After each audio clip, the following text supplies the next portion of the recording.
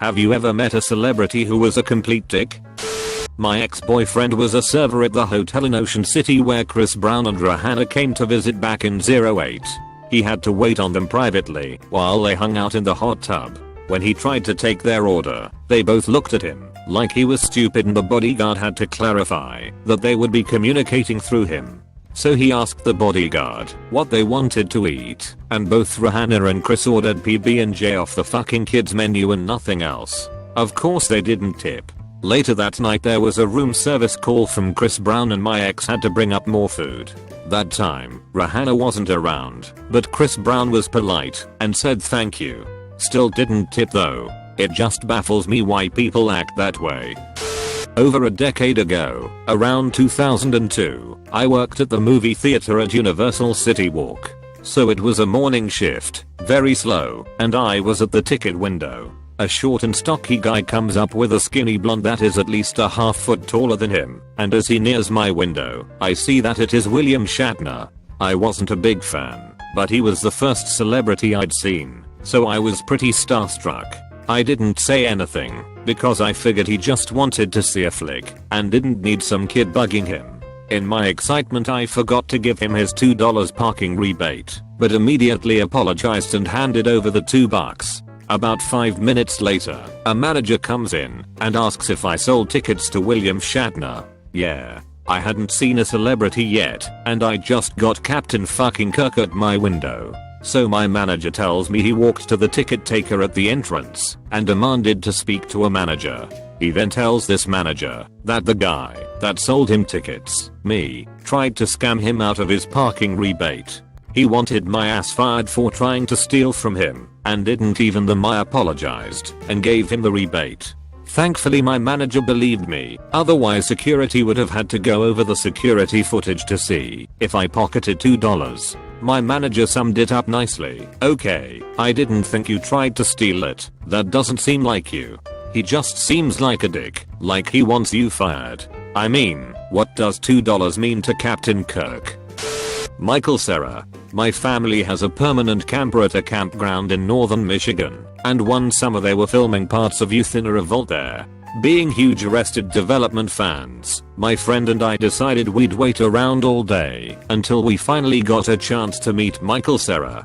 We watched a lot of the filming from underneath the shade of a tree when a big bearded guy in a wolf shirt walked by and casually said hello ladies and kept walking. After a minute I realized it was the guy from Out Cold. This was pre The Hangover, and Out Cold was his only movie I'd seen, so we ran after him and asked for a photo. He was really nice and said of course, and as we were taking a photo, selfie style, Michael Cera strolled up and offered to take the photo for us. We were ecstatic, obviously, and handed him the camera. He snapped the pic, looked at it, and said beautiful, and gave it back. Then Zach took a photo of us with Michael Cera. We were giddily running back to the trailer to show my mom by the time we looked at the pictures. It was then that we realized in the photo of us with Zach, our heads were all cut off, and you could only see from the neck down. So, we learned that Michael Cera is kind of a hilarious douche. No regrets. Local celebrity. I worked at a bar in Ohio. A fairly well-known former Ohio State quarterback and his drunk buddies tried to get free drinks from me by using the "Do you know who I am?" line. When that didn't work, they distracted the other bartender and stole 2 bottles of scotch. He was completely unapologetic when confronted, even after I told him that someone could have been fired for the missing booze. Somewhat well-known celebrity. Met Mike Smith, Bubbles from Trailer Park Boys, at one of the road shows they did. Asked him for a picture, and he smacked the phone out of my hand and told me to fuck off. Just kidding. Mike posed for many pictures and was really nice about it. His normal voice is absolutely nothing like his Bubbles voice.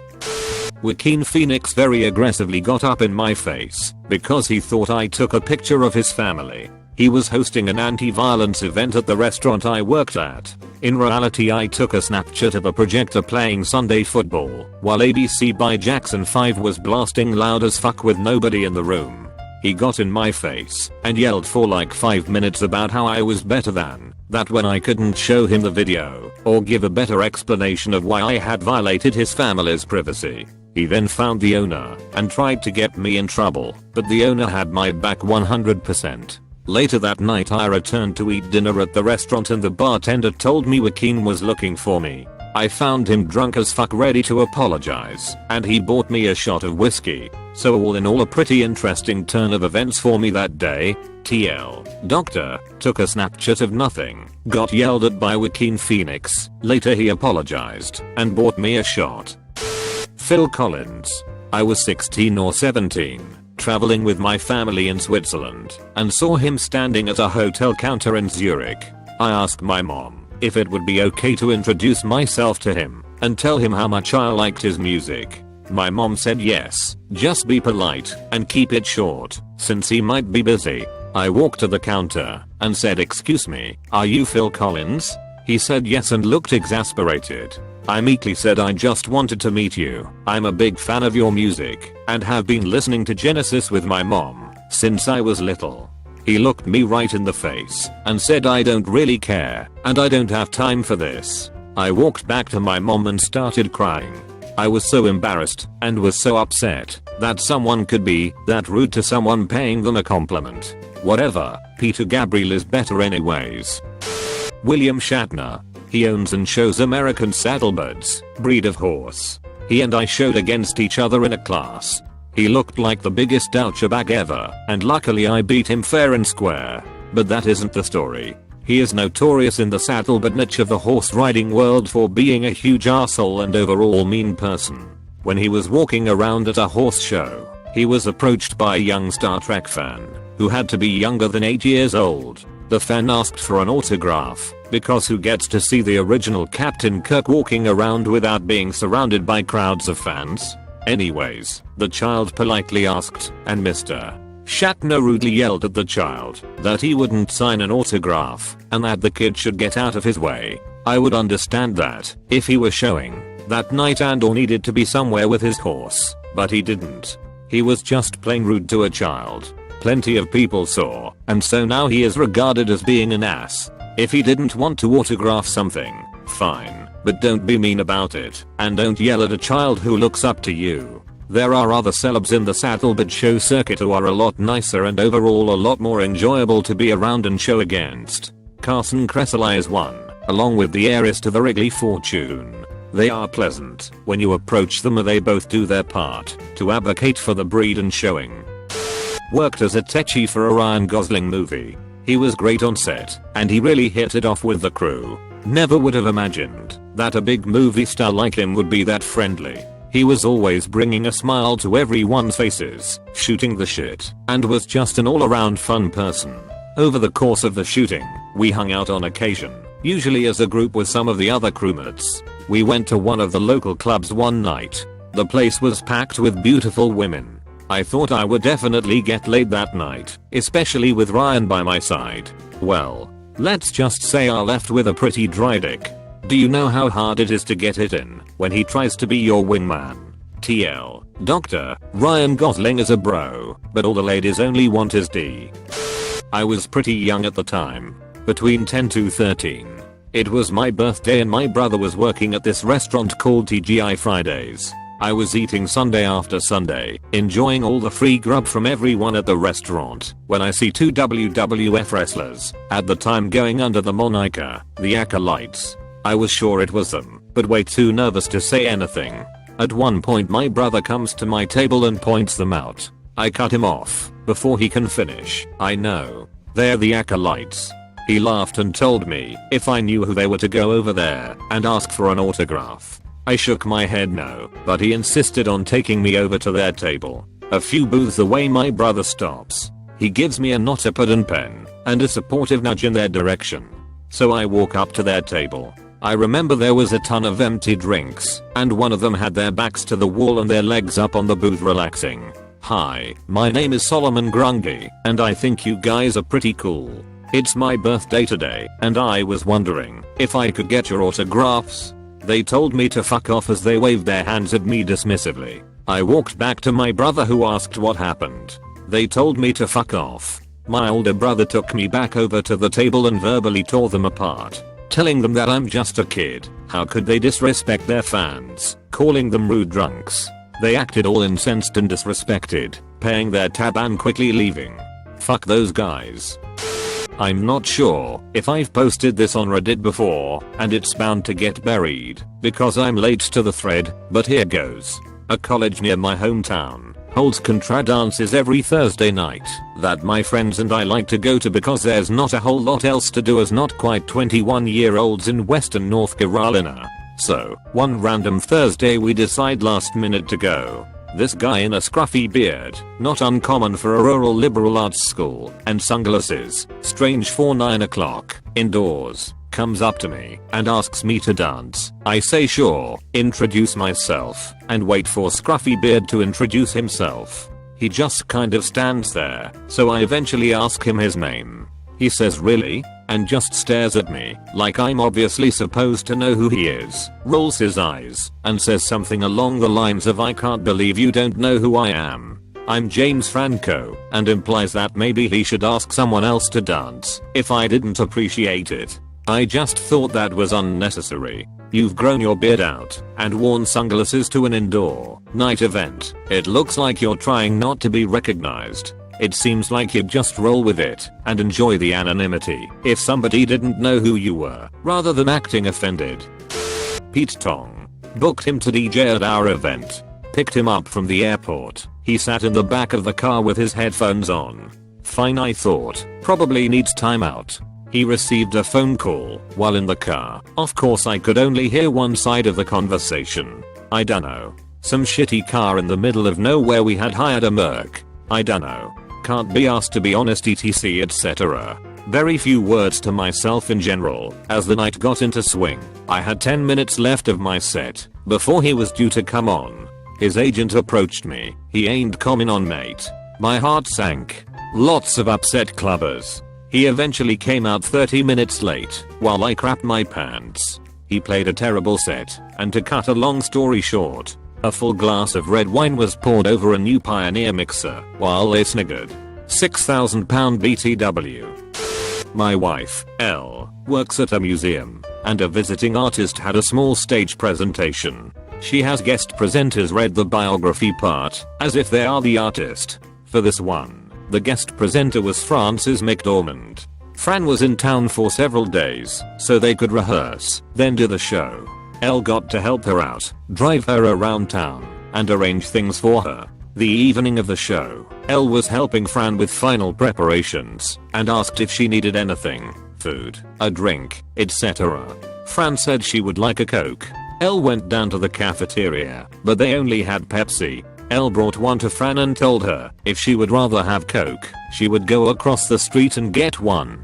Fran thought for a second, and said, yeah. If it isn't too much trouble I think I would rather have a Coke. Elle went and got one. Fran took it, thanked her profusely, gave her the Pepsi, and said, now, I want you to tell people that I was a total bitch, and when you brought me a Pepsi, I threw it at you, and yelled that I asked for Coke, not Pepsi. After the show, they went to dinner, and Fran said she really enjoyed hanging around with Elle. When she went home, she sent Elle an art book from a show she thought Elle would be interested in.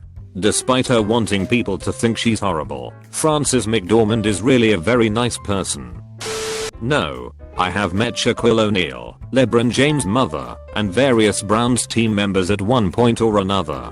I have absolutely nothing remarkable to say about the Browns members. At the time, I worked in a health food store and they were equally as remarkable as any other customer. Some were nice, some were dicks, but nothing notable outside of standard customer attitudes and mannerisms. Shaq came in looking for a few items, and I offered to help him find them. He took me up on the offer and we went around as we talked about the various things he was looking for. He was very knowledgeable and polite. I told him to have a good day and a good game. He said thank you, and went to check out. If everyone had half of the grace of Shaq, retail would be a thoroughly enjoyable profession all the time. LeBron's mom came in when I was working part-time nights in a sandwich shop. She demanded her food be free because she was LeBron's mom and he's done so much for the community. I informed her that first, this was not Akron, and he has done nothing of note for the community we were in, and second, if LeBron himself were to come in I would have to charge him the $6 for his sandwich because I'm not losing my job over anyone getting free food. She ranted, raved, and basically lost her damn mind until I threatened to have her removed from the premises and arrested. She called me a racist as I pulled out my phone to call the police and left. 0/10. Would not deal with her again. Johnny Knoxville's, in fact, a raging jackass. This was a few years ago when I was selling ice cream in a popular beach town in LA. He came in with a pretty girl, much too young for him, and just kept screaming about everything and throwing plastic spoons. When I asked him what he wanted, he shouted 2 fucking ice creams, damn paraphrasing. It was a while ago, and then had me throw them out and make him our special, which was a plastic children's beach bucket filled with 5 kinds of ice cream and every topping. He's still yelling and swearing. Normally I'd have told him to stop because we're a family business, but the girl he was with was laughing so hard I knew it wouldn't matter what I said. They eventually left. No tip, of course. Also, he looked to be in pretty bad shape. Like, really bad. He had booze bloat and really thick shades. It was kinda sad, actually. A few years ago my mom and I ran into Nick Lachey in a parking garage. My mom has a celebrity picture competition with my aunt, and they trade pictures of celebs they run into. Mind you, they are normally local news personalities and college athletes. Well, my mom asked Nick to get a picture with her. He said okay. This is where the problem started. My mother is in her 60s, and she had just gotten a new phone. She fumbled around with it for a few moments, maybe 20 seconds, before Nick said he didn't have time for it and walked away. A few weeks later I saw him in the cereal aisle at Kroger. I said, "What up, Nick?" and stuck my hand out for a high five. He stuck his fist out for a fist bump. I adjusted, only he did too, so we had one of those awkward high five / fist bump things. So Nick Lachey can't even high five, right? Andy Dick. He was at a bar that runs after hours and passes off as a party to keep the cops away, and kept asking everyone there to buy him drinks. Once he was drunk enough, he started telling people he needed coke and told them to buy it for him. If they said no, or they didn't have any, he would keep bugging them until they left him or just caved in. Before he got too rowdy, he kept coming up to my friends and me asking if we would smoke him out, to which my friends were a little off put, but said fuck it, because how many times do you get to smoke out a D-list celebrity? Eventually the guy was so fucked up he started coming up to people and pretty much groped them, or got entirely in their personal space. I saw him pretty much nibbling on one girl's ear that he was talking to, and she didn't seem too thrilled with the situation. Anyhow, I guess that's what happens when Andy Dick rolls through and none of the bartenders or security seem to be fazed by his behavior.